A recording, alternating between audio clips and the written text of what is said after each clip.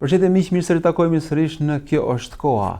Në kohën ku jetojmë, në modernizëm dhe postmodernizëm, shpesh jeta copëzohet. Fragmentarizohet midis, po themi, anës materiale, midis etikës, midis shpirtërores, të cilat në botkuptimin shekularist janë të ndara nga njëra tjetra. Po ndërkohë ne në këtë muaj të begat të Ramazanit jemi duke folur për disa mësime madhore të fesë islame.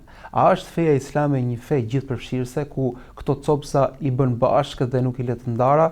A është Islami një fe, një shpallje e cila ka orientime dhe ka frymëzime për gjitha aspektet, nga ato shpirtërore tek ato materiale, nga ato etike deri tek ato ligjore. Për të na folur për këtë temë, ne kemi sot të ftuar Hoxhën e nderuar i cili na nderon dhe vjen nga Shkupi, Hoxhën Bekir Alimi. Hoxhë, mirë se vini. Mirë se ju gjetëm, jam i nderuar që jam pjesë e këtij emisioni, mysafiri juaj në këtë emision ku ne shfrytëzojmë rastin që të komunikojmë me shoqërinë në cilën ne jetojmë për të shpalosur disa vlera të rëndësishme që i bartën vetvete feja islame, e cila fillon nga vlerësimi jashtëzakonshëm i kohës, pasi që emisioni quhet Kjo është koha, e ne muslimanët aq shumë e vlerësojmë kohën se që Allah i Madhëshëm betohet në kohën për vlerën që ka, dhe se fundi fundit vlera jonë varet nga sasia e shfrytëzimit të kohës.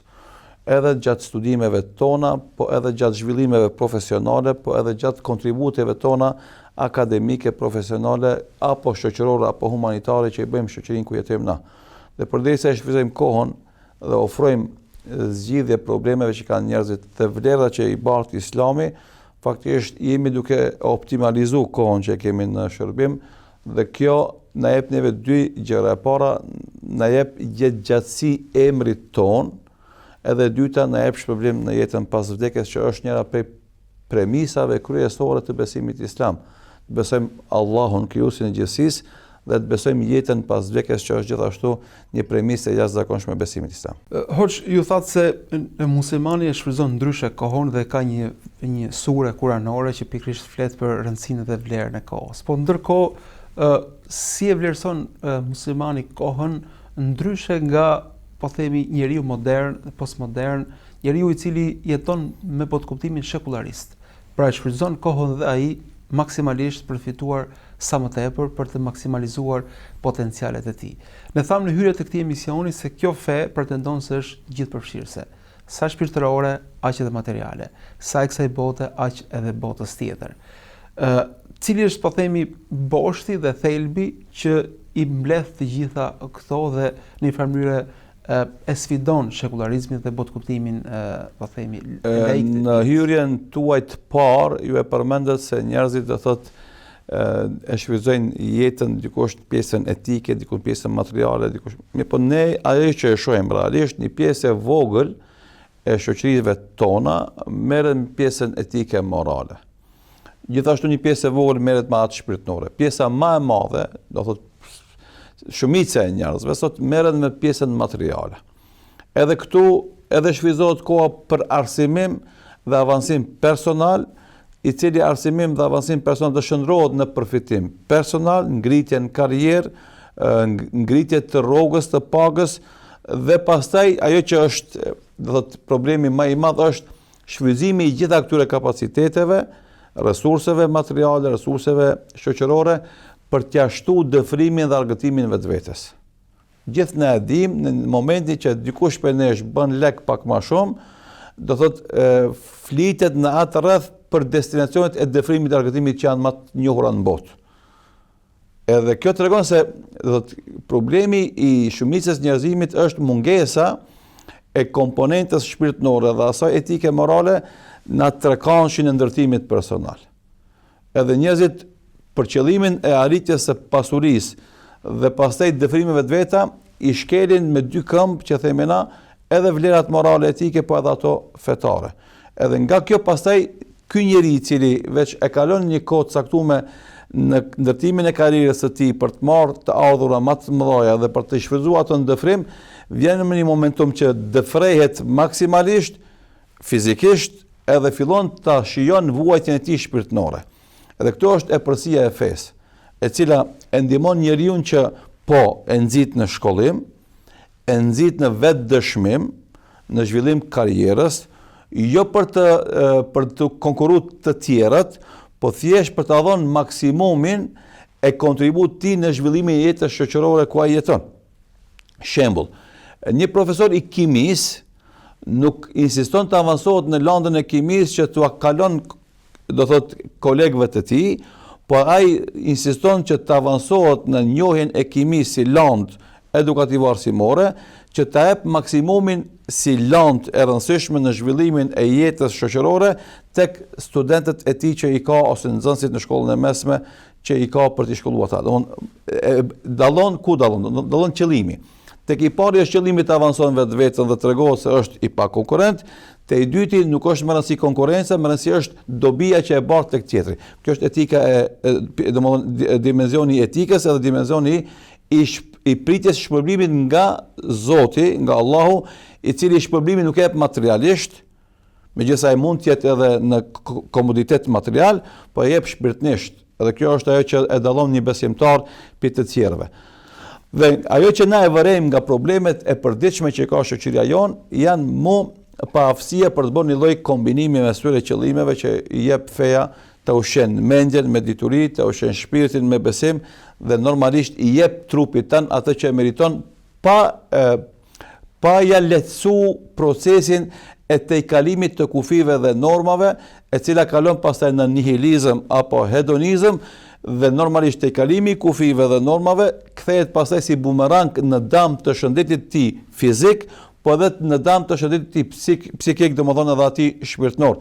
Dhe për këtë arsye këtu del shesh e përsia e fesë islame, e cila nëpërmes të gjitha normave fetare, detyrave dhe obligimeve e bën besimtarin të veçantë. Në këtë kohë postmodernizmit, ku njerëzit secili adhuron vetveten, do thotë qëllimi kryesor i njeriu postmodernist është të adhuron vetveten, dhe ajo është epicendra të gjitha zhvillimeve në botë.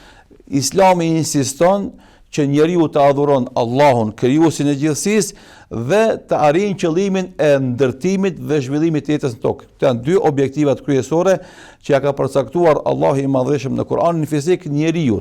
E para është qëllimi kryesor adhurimi i Zotit, krijuesit të gjithësisë, dhe e dyta është shfrytëzimi i kapaciteteve që ka dhënë Zoti, atyre personale dhe atyre, do thotë, objektive, që të jep kontribut për ta zhvilluar jetën në kuptimin që ta kontribon për një mirëqenie më të madhe edhe fizike, përveç asaj shpirtërore në jetën ku jeton ai. Këtu normalisht janë puna e familjes, një segment i cili në pjesën e postmodernizmit, po edhe në pjesën të mëhershme të modernizmit, familja nuk është pjesë kyçe e zhvillimit të njerëzve. Atje është pengesë, është barë. Po. Në postmodernizëm është e pakuptueshme. Po. Te postmodernizmi është absurd njeriu të ketë familje sepse është ngarkesë edhe është pengesë. Fundi fundit është një përgjegjësi që nuk ja ka borxh askujt, ashtu thënë ata. Megjithëse emocionalisht, po edhe në aspektin fetar, të shtohesh me familje, të shtohesh me fëmijë, është njëra për momentumeve që jep një kënaqësi të veçantë, të rrallë, të jashtëzakonshme, që nuk mund ta shijon ai i cili nuk ka familje dhe nuk ka fëmijë. Kjo është në aspektin personal, në aspektin kolektiv, si ka mundësi të zhvillohet një vend, si ka mundësi të mbrohet një vend, nëse ai vend nuk ka familje, nuk ka fëmijë. Po për njeriu postmodernist, vendi nuk ka rëndësi, nuk ka rëndësi shoqëria, siç ju thatë, rëndësi ka adhurimi vetes, kënaqësia personale. Po ndërkohë të kthehemi pak tek fillimi. Ju thatë se një besimtar kur do të bëhet më i miri, do të bëhet më i suksesshëm, do të arrijë suksese, di pse e bën këtë. Jo thjesht për të garuar, jo thjesht për të grumbulluar sa më tepër, por ka një vizion. Pra Islami e pajis besimtarin me një qartësi se ku do të shkojë. Dhe ne e shohim sot se ata të cilët janë pasuruar në shoqërinë tonë, ose ata të cilët kanë arritur rekorde edhe shkencore, nuk e kanë ndryshuar realitetin e shoqërisë, madje ndoshta mund të them se her pas here kanë shërbyer edhe për keq si modele të këqija. Ndërkohë nëse i kthehemi historisë së sahabëve, besimtarët e parë arritën në shumë brigje të ndryshme të botës, duke i zotëruar ato, po jo për nevoja personale, po për ta ngritur, po themi, shoqërinë e tyre.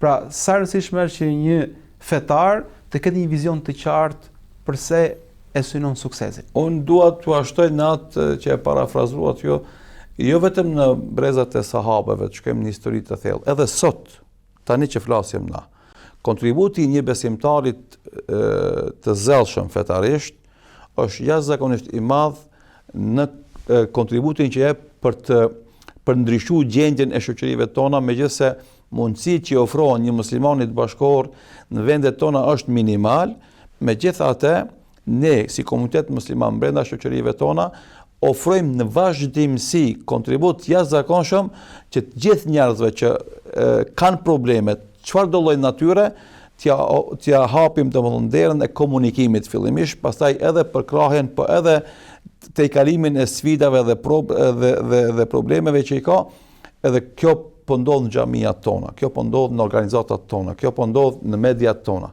Faktikisht, ajo që e japim ne sot fatkeqësisht tentohet të injorohet i kontribut, tentohet të marginalizohet, mirë, por realiteti është ky. Për shembull, na këtë temë që flasim, për shembull, askush nuk na ka shtyrë neve të flasim për jetën e shoqërisë sonë bashkëkohore dhe sfidat dhe problemet që i ka, përveç altruizmi jon, përveç dashamirësia jon që kemi na për popullin ton, për vendin ton. Si buron nga përkuptimi islam. Gjithsesi, për shembull, unë kam udhëtuar tani 300 kilometra kam ka shkupi për të rënë në Tiranë. Nuk e kisha bë këtë udhëtim edhe po të ishin pyetje mia, domethënë euro. Po e kam bërë për dy arsye. E para se e dua Zotin tim shumë dhe e dyta e dua popullin tim shumë. E përderisa e dua Zotin tim, dua që porositë e Zotit tim t'ja përcjellë popullit tim. Me dëshmi historike se përderisa populli im është përmbajtur mësimeve të Zotit tim, ka qenë shumë më i zhvilluar, shumë më i konsoliduar, shumë më i qetë shpirtërisht dhe shumë më i shëndosh fizikisht se sa që është sot. Sot mund të jetë ekonomikisht më i zhvilluar, ajo që e përmendët ju me rekorde, mund të ketë ndoshta dikush prej popullit tonë edhe titujt e lartë shkencor, mirë, por nuk është më i qetë shpirtërisht, nuk është më i lumtur, realisht. Edhe gjyshërit tonë dhe gjyshet tona që kushtet ekonomike kanë pas shumë më të vështira, mirë, po jeta shoqërore ka qenë shumë më e begatshme. Edhe lumturia ka qenë e pranishme tek ata.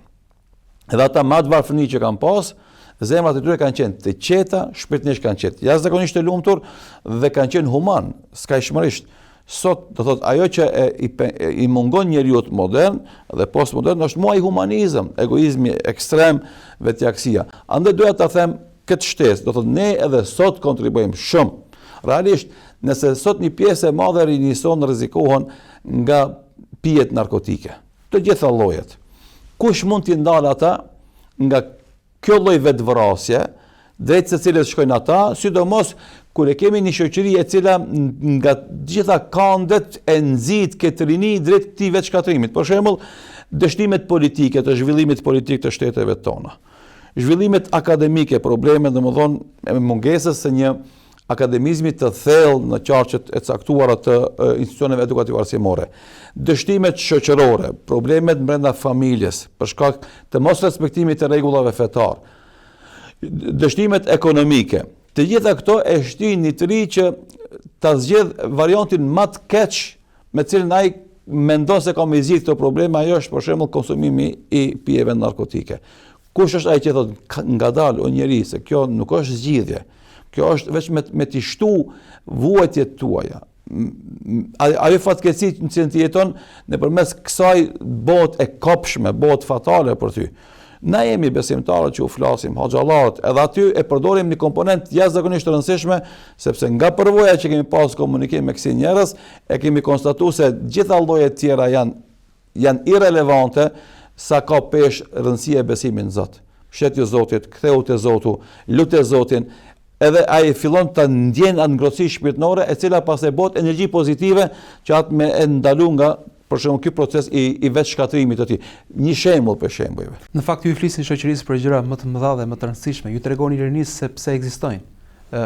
Kush i ka krijuar, cili është destinacioni i tyre. Dhe këto pyetje dhe këto përgjigje sot nuk gjenden as si platformë, po themi publike. As shkolla nuk i flet sot se ç'kuptim ka jeta, as media sot nuk i flet se kush është njeriu dhe cili është qëllimi i jetës së tij, dhe besoj që ndoshta kjo është pasuria më e madhe që mund të përfitojë një shoqëri. Sigurisht kjo është zotën edhe qëllimi i fesë Islam është më kjo, t'ia bën të qartë njeriu qëllimin e krijimit të tij.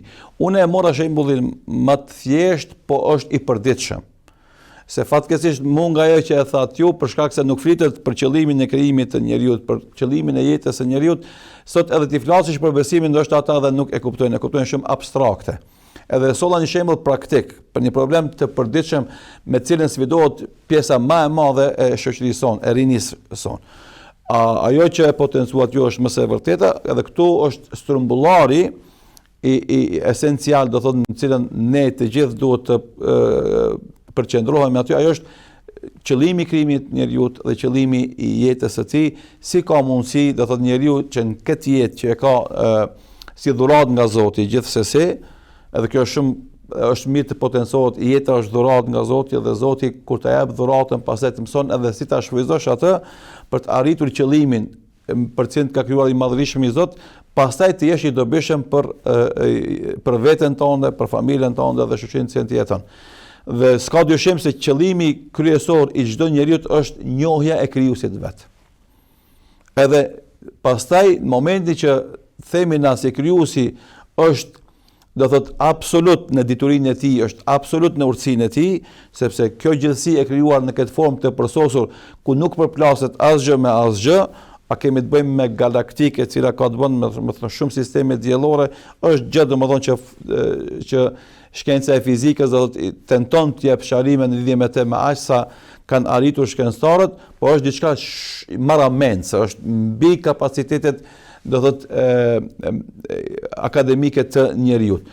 Dhe kur ai Zoti është i tillë që ka krijuar një harmoni të madhe në gjithësi, gjithsesi do thotë ai Zot ka dhënë edhe udhëzime që na të kemi harmoni në jetën tonë individuale, familjare dhe shoqërore, dhe nga kjo lind domosdoshmë nevoja që na t'ia tregojmë popullit tonë ky Zot të cilin na e besojmë se është krijuesi jon, i cili ka caktuar qëllimin e jetës sonë, ka dhënë edhe rekomandime, ka dhënë urdhra, edhe këtë gjë neve na ndihmon agjërimi ta kuptojmë. Ngrënia dhe pirja janë domosdoshme për mbijetesën e njeriut. Dhe vjen agjërimi thotë, po, ti do të hash dhe do të pish, mirë po në orar ndryshe për aso që ti e ke ndërtu. Pse kjo? Për me ta tregu edhe një herë praktikisht se krijuesi jot është ai i cili më mirë se ti e din se ushqimi dhe pija nëse nuk konsumohet në mënyrën e duhur, mund të qëndrohet në shkak i problemeve tuaja. E tani do të sjellim agjërimin, do të sjellim Ramazanin, do e ndrojmë, do thotë, sistemin e ushqimit, do shohim te këtë gatishmërinë e nënshtrimit, se realisht edhe për këtë arsye kur një besimtar agjeron, në kohën e iftarit e shijon një gëzim. Nuk është gëzimi për shkak se gjendet në sofrën e iftarit edhe pak minuta do të fillon të hanë, po gëzohet nga fakti se ai arriti për 14 orë e agjërimit të krijon një disiplinë ku ai doli fitimtar, në kuptimin që epshi, pasioni i cili e thriste atë në ushqim edhe në pije, edhe vetdia e tij se është agjërueshëm, duke kryer një detyrë ka krijuesit të tij, nuk gëzon të hanë edhe të pinë këtë orar, e kur afrohet iftari, fitoria e vetes së tij në kontrollin e pasionit të tij e bën atë të gëzueshëm. Pra është një shenjë triumfi ndaj vetes, ndaj pasioneve dhe kërkesave të vazhdueshme. E ky lloj edukimi i cili ndodh për çdo ditë është ajo që ka me shoqëru besimtarin pas edhe 11 muajt e ardhshëm.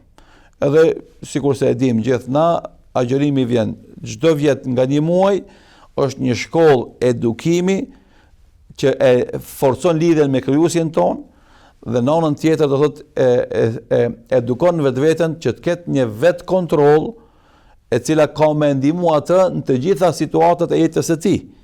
Edhe në momentin kur do të jetë në pozicion vendimmarrjeje për një gjë e cila nëse e merr vendimin e saktë do jetë e dobishëm për popullin, për shoqërinë, për shtetin, por nuk do të ketë levërdi për të, apo ta ndryshon atë vendim në formë tjetër që të ketë interes dhe levërdi për të dhe të jetë i dëmshëm për shtetin, kjo vetdije, kjo vetë kontroll do jetë shkaku që ai vazhdimisht të merr vendime që do jenë të dobishme për popullin, për shoqërinë, për shtetin, edhe nëse s'ka ndonjë levërdi konkrete për të, sepse fundit pozitën që e ka marrë për ta shërby shtetin, për ta shërby popullin dhe shoqërinë, e jo për të përfituar vetë.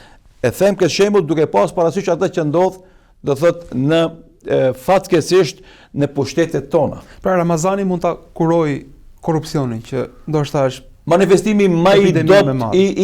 i keq menaxhimit të pushtetit. Sepse korrupsioni është, do thot, forma më e qartë e shoqëria, po më e pak e dëmshme.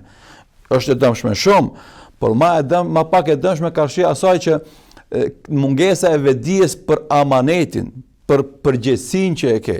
Sepse mund të jesh ti para dy vendimeve, të cilat dyja vendimet nuk do të sjellin përfitime personale ekonomike për ty, mirë po do të jenë fatale për zhvillimin e shoqërisë, se nuk do japësh maksimumin e angazhimit tanë për të zgjedhur metodën më të mirë, sikurse e dimë na te puna e tenderosjes, tenderave, do thotë nuk do kesh breng që ta përzgjedhësh tenderin i cili në procesin strategjik zhvillimor të shtetit tanë do jetë më e mira, më e dobishme, por do zgjedhësh ato që momentarisht mund të jetë më realizueshme.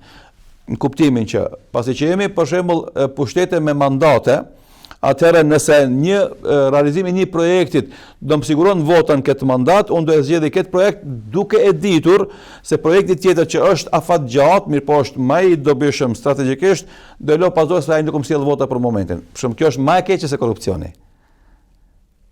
Ne kemi kësi lloj problemesh në shoqëritë tona, ku njerëzit do thotë për shkak idealit dhe për shkak adhurimit të Zotit dhe për shkak qëllimit të krijimit të tij, kur vendosen pozicione kyçe, ata mundohen ta japin optimalen, jo maksimalen, optimalen që të jetë më e saktë dhe më e dobishme për vendin dhe nuk e shikon ai pozitën e vet, a do të avansohet apo do të ndëshkohet pastaj për shkak të kalkulimeve politike dhe elektorale që mund ndodhin më tutje, po thjesht ai do të jetë besnik parimeve të veta, atyre profesionale dhe atyre fetare, dhe kjo do sjell atë dobi që për cilën na jemi duke folur. Pra do duhet që Ramazani të mbri dhe tek tendrat, të mbri edhe tek amanetet e njerëzve dhe tek përgjegjësia ndaj shoqërive, kështu do të ishte një Ramazan i plot. Pra, e ka Ramazani këtë dimension. E ka fuqinë, dimensionin po e ka dhe fuqinë. Realisht transformimin e njeriu, dhe na e vërejmë, për shembull, njëra prej veseve të përhapura është duhani. Edhe zakonisht njerëzit pa vetdije konsumojnë duhanin duke i pas parasysh analizat, studimet mjekësore, ato ekologjike, e kështu me radhë. Nuk hin aspektin e çështjes së duhanit. Mirë po si ves.